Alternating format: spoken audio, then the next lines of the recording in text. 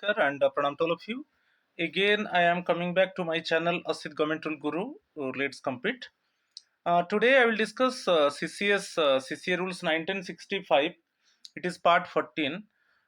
In this part, I will discuss two rules and also 15 MCQs. Rule 27, consideration of appeal, and Rule 28, it is implementation of orders in appeal. And also, you can get 15 MCQs related to the major penalty proceedings. It means Rule 14 of CCA Rules 1965. Definitely, the session would be interesting one till end. If you listen the video, you can get complete information about Rule 27 and Rule 28, and also you must know what type of questions coming related to the major penalty proceedings. It means it is Rule 14 of CCA Rules 1965. So my friends, please subscribe my channel Asit Government Rule Guru. Let's compete. Subscribe my channel, like and share my channel, so that you can get notification for my upcoming videos. Uh, if you are having any query, also you contact with me in my WhatsApp number. It is 8327782034. If any query is there, you contact with me and clear your doubt.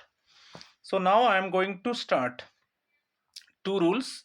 Rule 27 and Rule 28. It is part 14 of CCA Rules 1965. Rule 27, it is consideration of appeal. Rule position is important one. Rule position को आपको याद रखना है. It is consideration of appeal. Rule 27 subsection 1 क्या बोल रहा है? Appeals against suspension. यदि सस्पेंशन अगेंस्ट में अपील होता है, the appellate authority must evaluate if the suspension is justified based on the circumstances and Rule 10, then either confirm or revoke the order.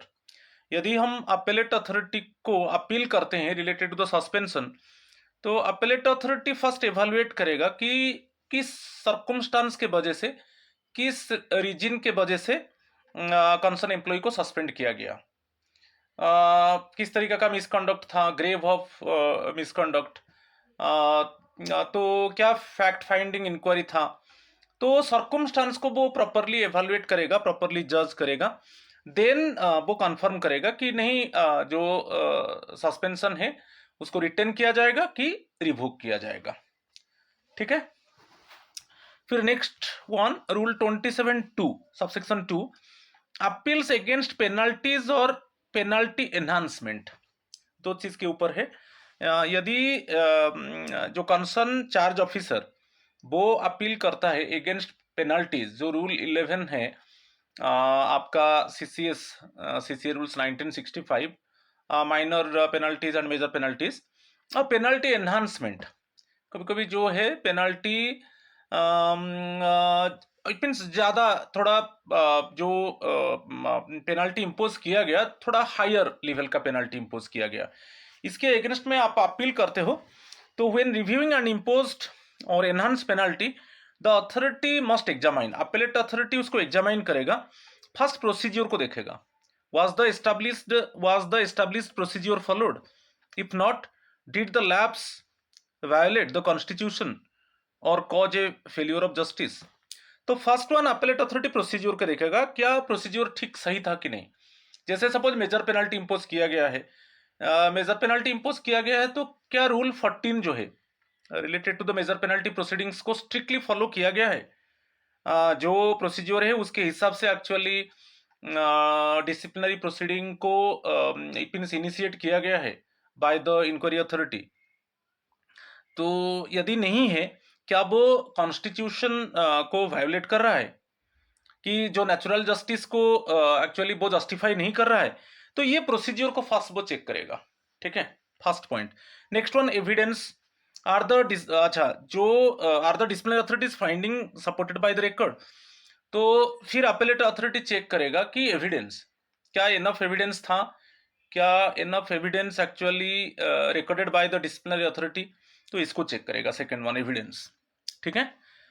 Third one, proportionality.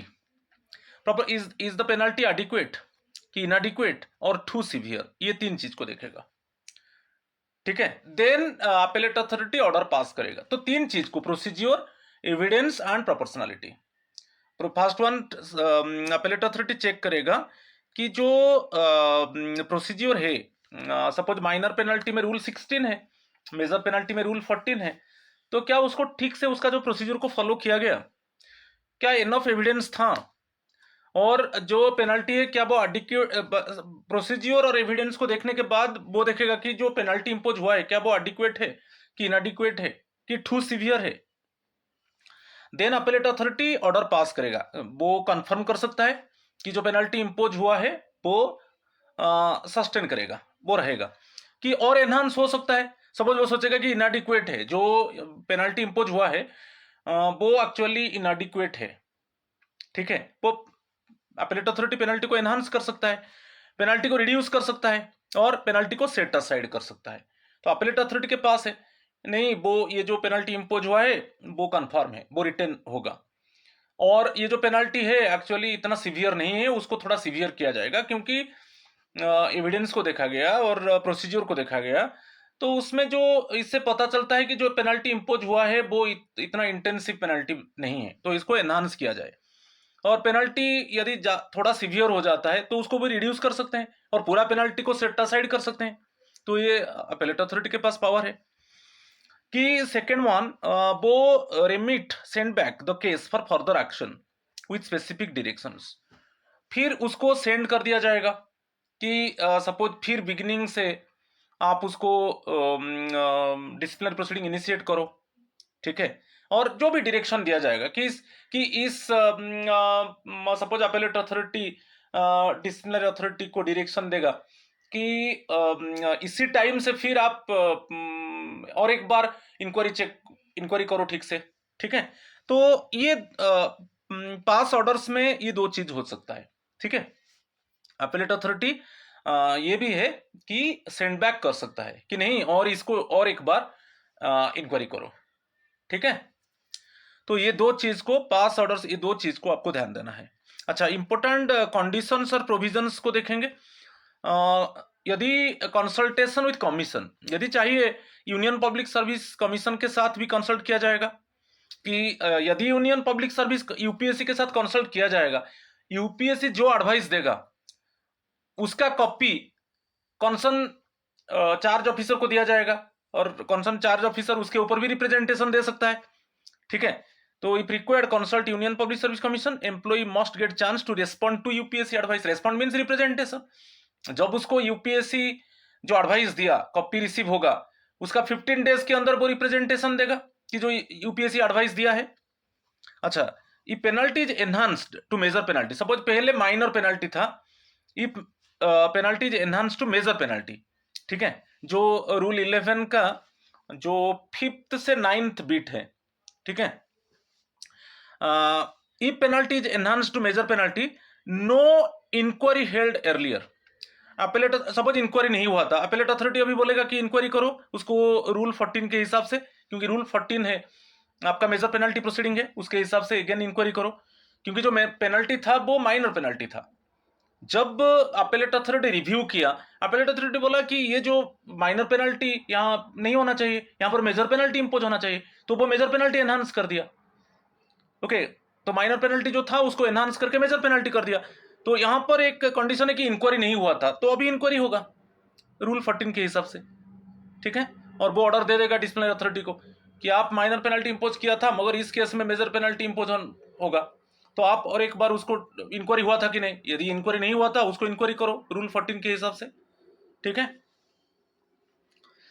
अच्छा, if inquiry already held, suppose inquiry हो चुका है, तो फिर employ को दिया जाएगा कि आपके ऊपर माइनर पेनल्टी इंपोज हुआ था, अभी मेजर पेनल्टी इंपोज होगा, क्योंकि जो एविडेंस है और जो भी रिकॉर्ड्स है उसको चेक करने के बाद अपेलेट अथॉरिटी ये डिसीजन ले रहे हैं कि माइनर पेनल्टी यहाँ पर इंपोज नहीं होना चाहिए, मेजर पेनल्टी होना चाहिए, क्योंकि माइनर पेनल्टी यहाँ पर लेस सीवियर हो गया, क्योंकि जो मिसकंडक्ट है बहुत सीवियर है, तो इसके लिए मेजर पेनल्टी इंपोज होगा, ठीक है। तो वो अपेलेट अथॉरिटी पेनल्टी को एनहांस कर दिया, तो इस केस में ऑलरेडी इंक्वायरी हो चुका था, ठीक है नहीं, ऑलरेडी इंक्वायरी हो चुका है, तो अपॉर्चुनिटी दिया जाएगा कि आप आपका रिप्रेजेंटेशन दे दो, opportunity to represent against increase penalty.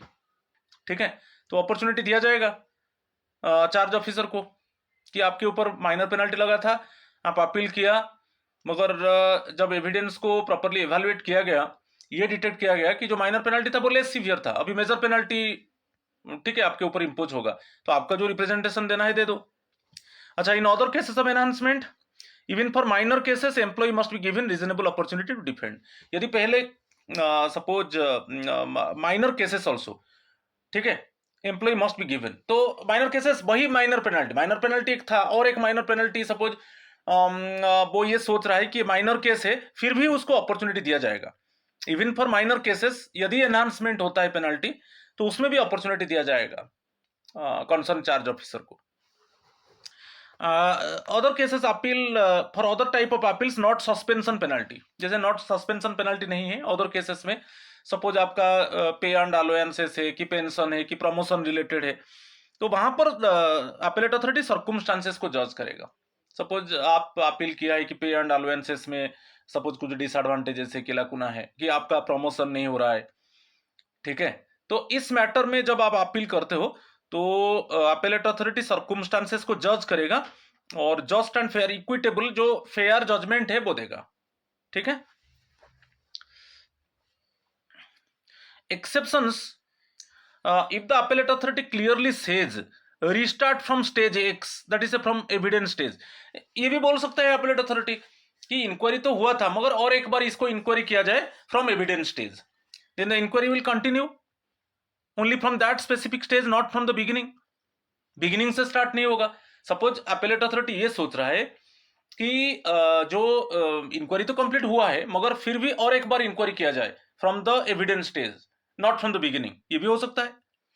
और इस केस में power of disciplinary authority, the disciplinary authority can issue a new chargesheet, क्योंकि अपीलेट अथॉरिटी ने ऑर्डर दे दिया डिसिप्लिनरी अथॉरिटी को कि और एक बार उसको इंक्वायरी ठीक से किया जाए। ठीक है, तो न्यू चार्जशीट इश्यू होगा और मॉडिफाई और रिप्लेस द ओल्ड चार्जेस, जो इट मींस ओल्ड चार्जेस था उसको मॉडिफाई और रिप्लेस भी किया जा सकता है। ओके, यदि the new charges are based on the same facts already on record, no completely new case.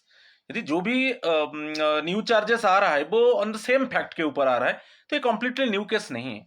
तो इसके ऊपर एक्सेप्शंस में याद रखिए कि ये अपीलेट अथॉरिटी के ऊपर एक्चुअली डिपेंड करता है। वो पूरा रिकॉर्ड एवेलुएट करने के बाद ये बोल रहे हैं कि इंक्वायरी हो चुका था मगर फिर उसको इंक्वायरी किया जाए, मगर कहाँ से किया जाए। सपोज वो बोल दिए कि एविडेंस स्टेज से किया जाए कि बिगिनिंग से किया जाए, तो डिसिप्लिनरी अथॉरिटी फिर न्यू चार्जशीट एक्चुअली इशू करेगा चार्ज ऑफिसर को और जो ओल्ड चार्जेस है उसको मॉडिफाई करेगा। ठीक है, यदि फैक्ट सेम फैक्ट रिलेटेड है कोई न्यू चार्जेस तो ये कंप्लीटली न्यू केस नहीं है। ठीक है, तो ये भी पावर है अपीलेट अथॉरिटी के पास। ठीक है,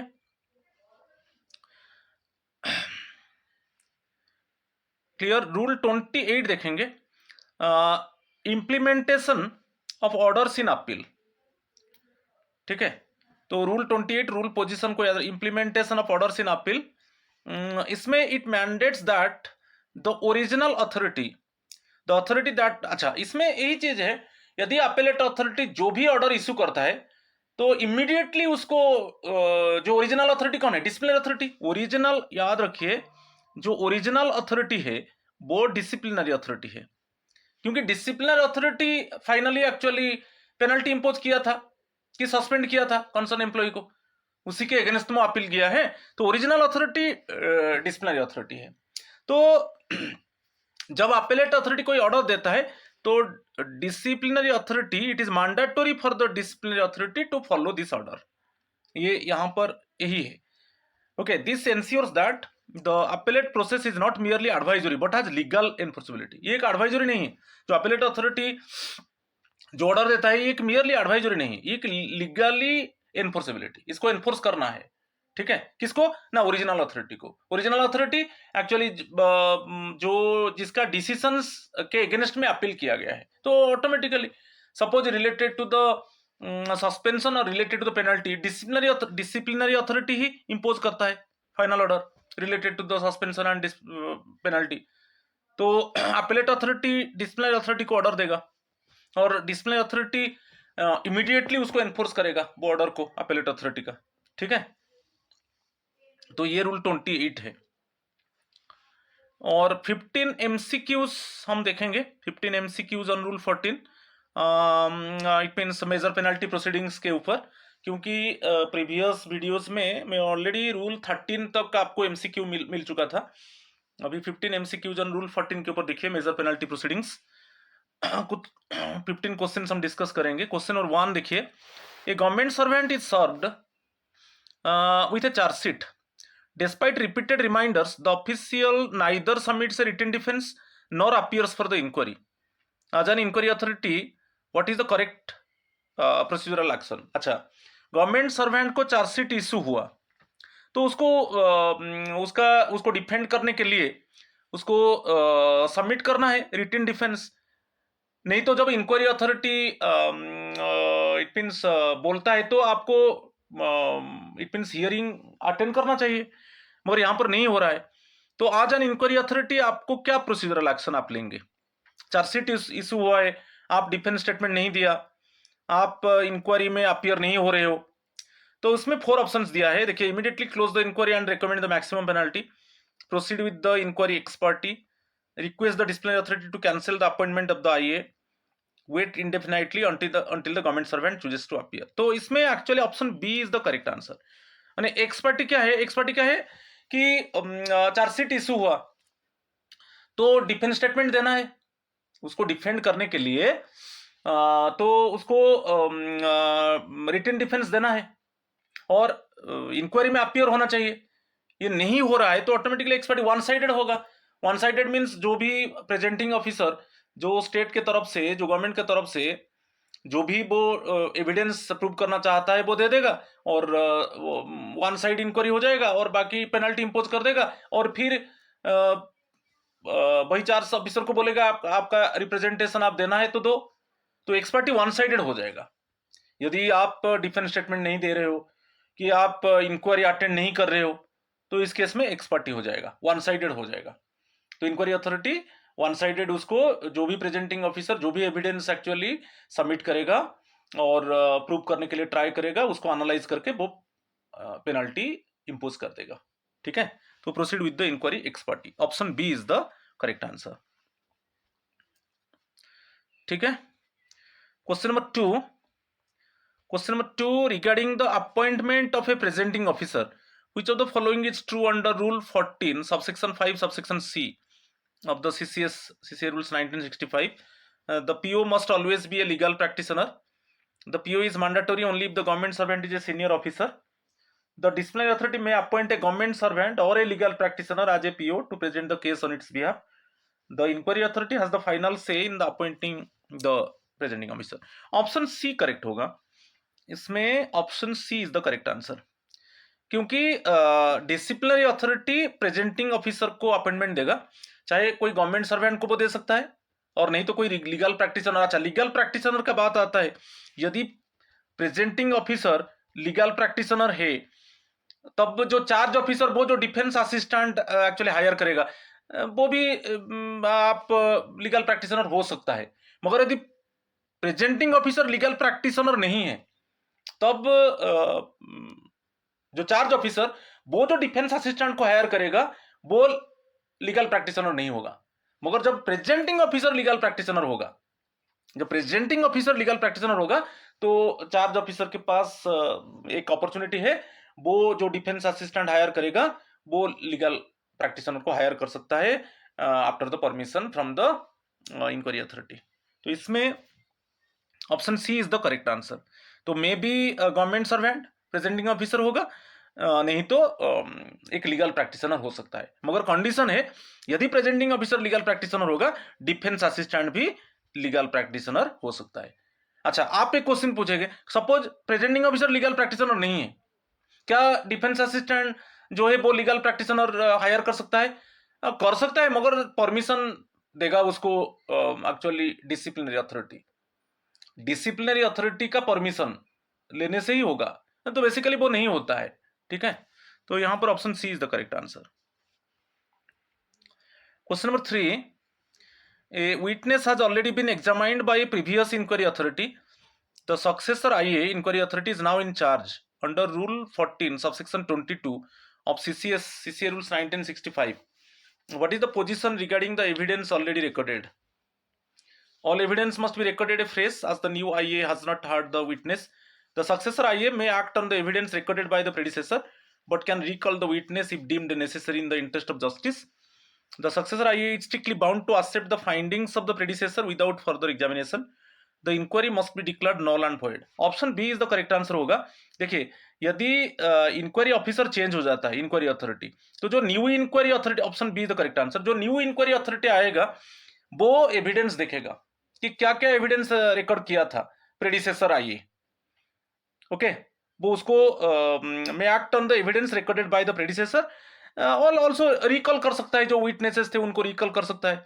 okay, but can recall the witness if deemed necessary in the interest of justice. Okay, तो option B is the correct answer. तो जो भी एविडेंस प्रेडिसेसर आईए कलेक्ट किया था वो एविडेंस को वो इट मीन्स चेक करेगा, एवेलुएट करेगा, और चाहे तो वो विटनेस जो थे उनको रिकॉल कर सकता है. Okay, for the interest of justice. So option B is the correct answer of question number 3. Question number 4. Regarding the timelines for the completion of an inquiry, what is the maximum initial period stipulated by Rule 1424A of CCA Rules 19 से rule position भी याद रखिए. And what is the limit for an extension. अच्छा, inquiry कितना दिन के अंदर खत्म होना चाहिए? याद रखिए, जब डिसिप्लिनरी अथॉरिटी इंक्वायरी ऑफिसर को सभी रिकॉर्ड्स हैंड ओवर कर दिया related to the disciplinary proceeding, जो भी एविडेंस है, विटनेस है, इंप्यूटेशन से, आर्टिकल ऑफ चार्जेस है, वो सब रिकॉर्ड जिस दिन हैंड ओवर कर दिया उसका 6 मंथ्स के अंदर एक्चुअली इंक्वायरी खत्म होना चाहिए. और एक्सटेंशन होगा तो अनदर 6 मंथ्स होगा, मगर सर्कुमस्टांस के आपको सर्कुमस्टांस देना है इंक्वायरी अथॉरिटी को. तो बेसिकली जो पीरियड है वो 6 मंथ्स है. Option B is the correct answer. Extension एक ही टाइम में 6 मंथ से ज्यादा एक्सटेंशन नहीं होगा. तो याद रखिए. अच्छा, आप बोलेंगे कि ये 6 मंथ्स कैसे काउंट होता है? जो इंक्वायरी कंप्लीट होगा 6 मंथ्स, आपको याद रखिए कि सपोज आज जैसे अप्रैल 25 है, आज disciplinary authority disciplinary proceeding related जो भी रिकॉर्ड्स था इंक्वायरी अथॉरिटी को हैंड ओवर कर दिए. तो कल से आप कैलकुलेट कर लीजिए 6 मंथ्स के अंदर, within 6 months inquiry should be completed. अच्छा, एक्सटेंशन होगा, हाँ, at one time 6 months extension होगा, मगर एक सर्कुमस्टांस इंक्वायरी अथॉरिटी को देना है. ठीक है, option B is the correct answer. Question number 5. During the inquiry, question number 5 आप देख लीजिए. During the inquiry, if the inquiry authority notices that the evidence establishes a charge different from the original article of charge, can they record findings on this new charge? अच्छा, कोई ऐसा evidence जब inquiry चल रहा है, inquiry authority detect किया कि कोई एक जो भी आर्टिकल ऑफ चार्जेस था उसमें एक न्यू चार्ज आ रहा है. एस्टैब्लिशेस, यहां पर देखिए, establishes A charge different from the original article of charge से जो भी चार्जेस लगा था और एक न्यू चार्ज आ रहा है. तो इस केस में क्या होगा? तो इस केस में गवर्नमेंट सर्वेंट को बोला जाएगा कि इस तरीका का एक न्यू चार्ज एविडेंस को एवेलुएट करने के बाद मिल रहा है कि इस तरीका का एक न्यू चार्ज आपके ऊपर इंपोज हो रहा है, तो आप एडमिट कर रहे हो कि नहीं, वो उसको पूछा जाएगा. यदि वो एडमिट करता है, ठीक है. यदि वो एडमिट नहीं करेगा तो उसको पूछा जाएगा कि आप इसके अगेंस्ट में आप रिप्रेजेंटेशन दे दो. ठीक है, आप एक आपका डिफेंस स्टेटमेंट दे दो. तो इसमें no, they are strictly limited to the original articles of charge. Yes, provided the government servant has either admitted the facts or has had a reasonable opportunity to defend themselves against the new charge. तो option B होगा. Option B is the correct answer. कि inquiry चल रहा है, inquiry authority detect किया कि जो भी आर्टिकल ऑफ चार्जेस तो पहले लगा है मगर और एक न्यू चार्ज आ रहा है, तो गवर्नमेंट सर्वेंट को पूछा जाएगा कि इस तरीके का एक न्यू चार्ज आ रहा है आफ्टर इवैल्यूएटिंग एविडेंस, क्या आप उसको एडमिट कर रहे हो? यदि आप एडमिट नहीं कर रहे हो तो आपका डिफेंस स्टेटमेंट आप दे दो. ठीक है, आपको डिफेंड करने के लिए स्टेटमेंट दे दो. तो option B is the correct answer. Question number 6. when can the disciplinary authority allow a legal practitioner to assist a government servant in an inquiry. Disciplinary authority allow a legal practitioner to assist a government servant in an inquiry if the, अच्छा मैं बोला था, यदि आपका presenting officer एक legal practitioner होगा तो अब डिफेंस असिस्टेंट भी लीगल प्रैक्टिशनर हो सकता है, याद रखिए। मगर ये कंपलसरी है। यदि presenting officer means disciplinary authority के तरफ से जो पूरा रिकॉर्ड प्रेजेंट करेगा और जो भी आर्टिकल ऑफ चार्जेस लगा है चार्ज ऑफिसर के ऊपर उसको प्रूव करने के लिए वो ट्राई करेगा। यदि वहां पर प्रेजेंटिंग ऑफिसर लीगल प्रैक्टिशनर होगा तो वहां पर डिसिप्लिनरी अथॉरिटी अलाउ करेगा चार्ज ऑफिसर को कि आप भी लीगल प्रैक्टिशनर हायर कर सकते हो आज डिफेंस असिस्टेंट। ठीक है, तो इसमें जो ऑप्शन होगा, अच्छा, if the presenting officer is a legal practitioner or if the DA permits it given the circumstance of the case, whenever the government servant is unable to understand the charges due to technical complexity, only if the government servant is a gazetted officer, the government servant has the absolute right to choose a legal representative without prior approval. Option A, यदि presenting officer legal practitioner होता है तब charge officer वो भी legal practitioner को higher कर सकता है डिफेंस असिस्टेंट के लिए। नहीं तो यदि प्रेजेंटिंग ऑफिसर लीगल प्रैक्टिशनर नहीं है मगर वहां पर डिफेंस असिस्टेंट ये अप्रोच कर रहा है चार्ज ऑफिसर कि मेरा डिफेंस असिस्टेंट लीगल प्रैक्टिशनर होगा, मगर ये मैंडेटरी नहीं है। वहां पर यदि डिसिप्लिनरी अथॉरिटी सर्कमस्टांस को देखकर, सर्कमस्टांस को जज करके यदि अलाउ करता है तब चार्ज ऑफिसर का जो डिफेंस असिस्टेंट होगा वो लीगल प्रैक्टिशनर हो सकता है। मगर यहाँ पर प्रेजेंटिंग ऑफिसर लीगल प्रैक्टिशनर नहीं है तो डायरेक्टली चार्ज ऑफिसर वो लीगल प्रैक्टिशनर को डिफेंस असिस्टेंट के आकार में हायर नहीं कर सकता। यदि सर्कमस्टांस जज करने के बाद यदि डिसिप्लिनरी अथॉरिटी अलाउ करता है तो ठीक है। तो यहां पर option A is the correct answer. ठीक है, question number 7, if a witness has provided testimony under what condition can the inquiry authority permit the presenting officer to re examine that witness. हाँ, इसमें 3 था, एक मेन एग्जामिनेशन और एक है cross examination और एक है री एग्जामिनेशन। ओके, तो री एग्जामाइन देखिए 3 है, एक है चीफ एग्जामिनेशन होता है, मेन एग्जामिनेशन होता है, तो जिसको बोलते हैं, इसमें मैं लिख देता हूं, एक है चीफ एग्जामिनेशन, एक है क्रॉस एग्जामिनेशन और एक है री एग्जामिनेशन। ठीक है, तो ये जो चीफ एग्जामिनेशन क्या है, सपोज प्रेजेंटिंग ऑफिसर जो विटनेसेस है उसका विटनेसेस को एग्जामाइन करेगा, उसी का विटनेसेस को प्रेजेंटिंग ऑफिसर एग्जामाइन करेगा, उसको क्रॉस एग्जामाइन करेगा चार्ज ऑफिसर और उसका डिफेंस असिस्टेंट, फिर री एग्जामाइन करेगा जो भी क्रॉस एग्जामिनेशन में जो भी इश्यूज रेज हुआ उसको री एग्जामाइन फिर करेगा प्रेजेंटिंग ऑफिसर। ये प्रेजेंटिंग ऑफिसर रिलेटेड दिया है विटनेस, प्रेजेंटिंग ऑफिसर का विटनेस है, माने आर्टिकल्स ऑफ चार्जेस को प्रूव करने के लिए। तो इंक्वायरी ऑफिसर के सामने प्रेजेंटिंग ऑफिसर का जो विटनेस है तो उसको एग्जामाइन किया जाएगा, फिर इसको क्रॉस एग्जामाइन करेगा अपोजिट पार्टी यहां पर कौन है, अपोजिट पार्टी चार्ज ऑफिसर और उसका डीए है, और फिर यदि कुछ इश्यूज आता है तो उसको री एग्जामाइन करेगा प्रेजेंटिंग ऑफिसर। ठीक है, तो यहां पर ऑप्शंस देखिए, only on points covered during cross examination and not on new matters without leave of the IA, the presenting officer can re-examine on any matter regardless of previous testimony. The presenting officer is never permitted to re-examine a witness once cross examination is complete. The IA must re-examine the witness on behalf of the presenting officer. Option A, only on points covered, जो cross examination में जो भी points cover हुआ उसी related में फिर re-examine होगा, and not on a new, कोई भी new matters बिना इंक्वायरी अथॉरिटी का परमिशन से कोई भी न्यू मैटर के ऊपर एग्जामिनेशन नहीं होगा विटनेसेस का, याद रखिए। ठीक है, तो यहां पर option A is the correct answer.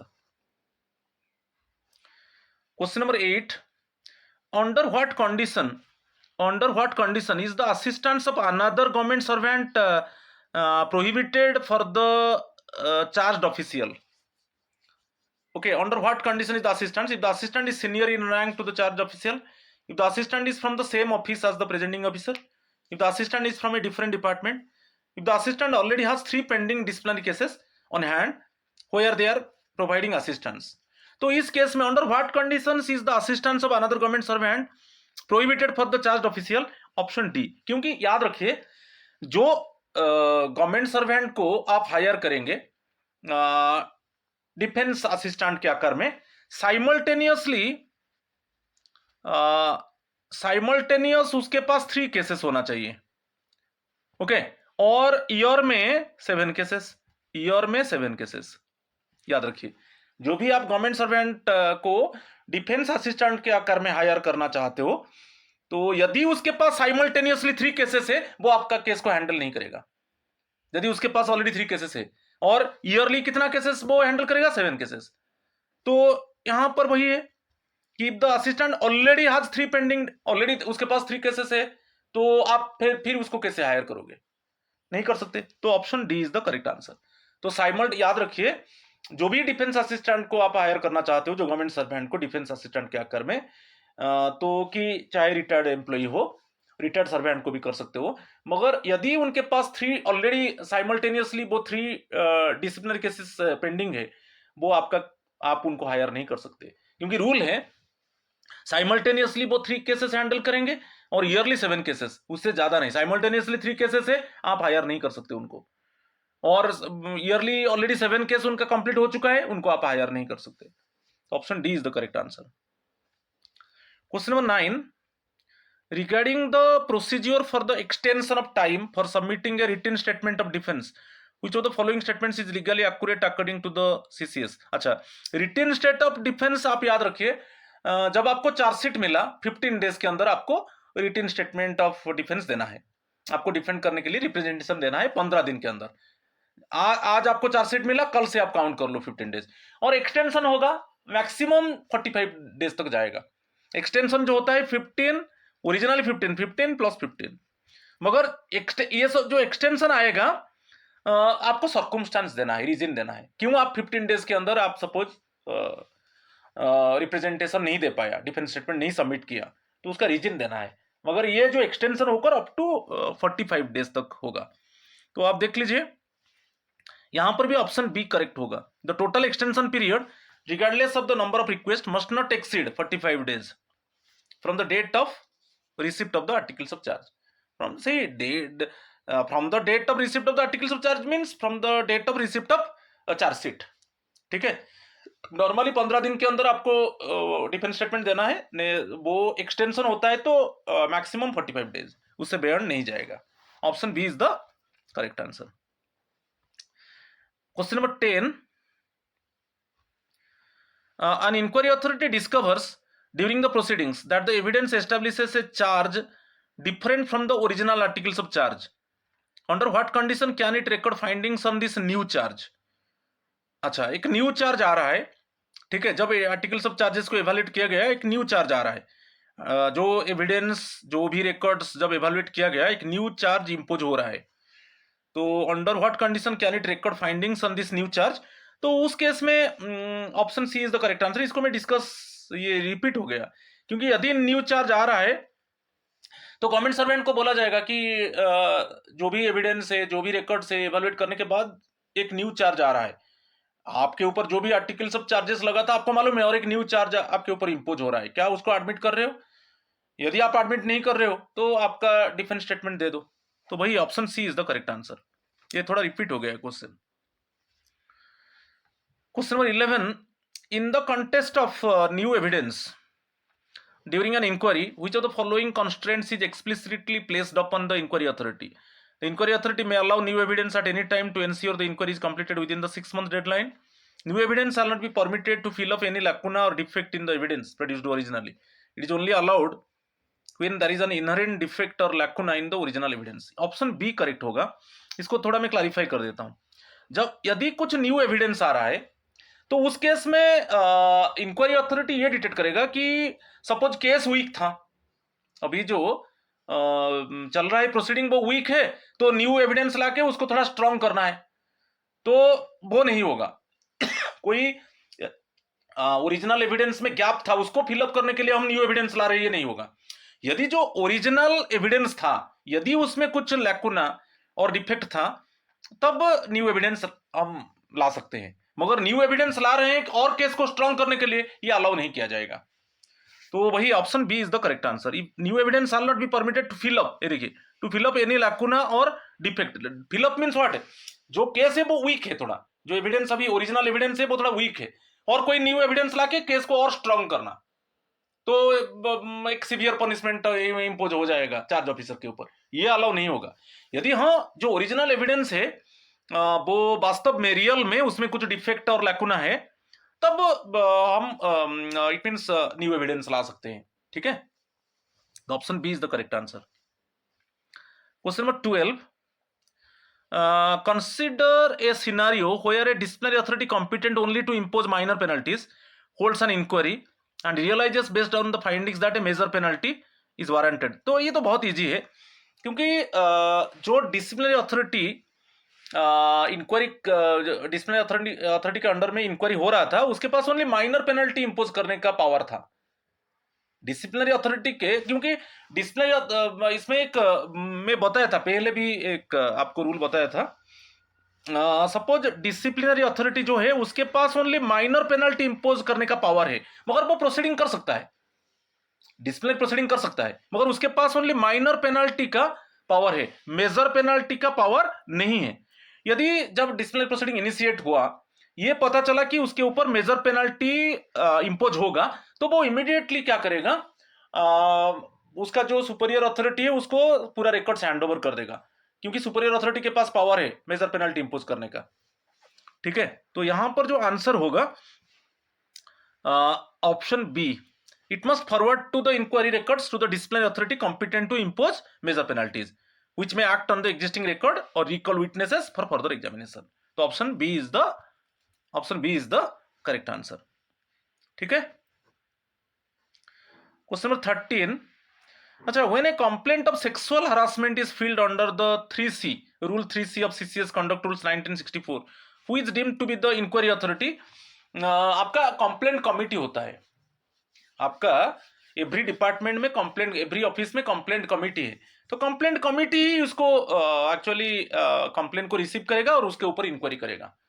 ठीक है, तो यहां पर जो ऑप्शन आंसर होगा ऑप्शन सी, तो कंप्लेंट कमिटी ही इसको इंक्वायरी करेगा, सेपरेट कोई इंक्वायरी अथॉरिटी अपॉइंटमेंट किया ऐसा नहीं है, जो इंक्वायरी कंप्लेंट कमिटी है और वही कंप्लेंट कमिटी उसको इंक्वायरी करेगा।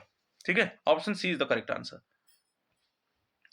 Question number 14, according to rule 1411 of CCA rules 1965, what is the maximum time the inquiry authority can grant for an adjournment after the government servant fails to appear or refuses to plead to allow for the preparation of defense?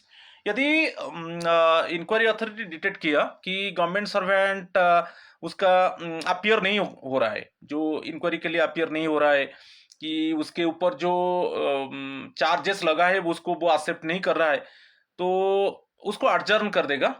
Okay, inquiry को अर्जर्न करेगा, जो अर्जर्नमेंट होगा 30 days होगा, याद रखिए, क्योंकि वो 30 days के अंदर फिर उसको मौका मिलेगा चार्ज ऑफिसर को कि उस डिफेंस स्टेटमेंट प्रिपेयर करने के लिए, क्योंकि अभी वो इंक्वायरी अटेंड कर रहा है ना, उसके ऊपर जो चार्जेस है वो उसको एडमिट कर रहा है, तो उस केस में प्रेजेंटिंग ऑफिसर क्या करेगा ना, प्रेजेंटिंग ऑफिसर को बोल दिया जाएगा कि आप आपका जो एविडेंस है आप उसको प्रोड्यूस करने के लिए रेडी करो, मगर 30 डेज अर्जन कर देगा, क्योंकि उसमें थोड़ा मौका दे देगा चार्ज ऑफिसर को कि आप आपका डिफेंस स्टेटमेंट प्रिपेयर करो। ठीक है, तो option C is the correct answer. Last question है question number 15, during an inquiry the inquiry authority needs to examine a witness who was not included in the original list, what must be done to ensure fairness to the government servant. यदि inquiry authority एक witness को examine करना चाहता है, मगर वो witness पहले original evidence में नहीं था, if the inquiry authority needs to examine a witness who was not included in the original list में विटनेस का नाम नहीं था, तो अभी fairness, what must be done to ensure fairness to the government servant. The government servant must be provided with a copy of the list of further evidence and granted 3 clear days for adjournment before the new evidence is produced. The inquiry authority can proceed immediately as it has absolute discretion to call any witness at any time. The presenting officer must obtain approval from the President of India before calling any witness not in the original list. The government servant is not permitted to cross-examine any new witness called after the start of the inquiry. Option A, यदि कोई new witness आ जाता है, वो पहले original list में नहीं था, तो यहाँ पर गवर्नमेंट सर्वेंट को एक उसका कॉपी दे दिया जाएगा फर्दर एविडेंस, और 3 क्लियर डेज एडजर्नमेंट कर दिया जाएगा। 3 क्लियर डेज मीन्स सपोज आज एडजर्न किया गया, आज को इंक्लूड मत करो, 3 क्लियर डेज उसको दे दिया जाएगा before the new evidence is produced. Option A is the correct answer. ठीक है, तो आज ये 15 क्वेश्चंस था और रूल 27 एंड 28 में डिस्कस किया। तो so my friends, please subscribe my channel, share my channel, like my channel, so that you can get notification for upcoming videos. So आज इतना ही है। थैंक यू एंड नमस्कार टू ऑल ऑफ यू।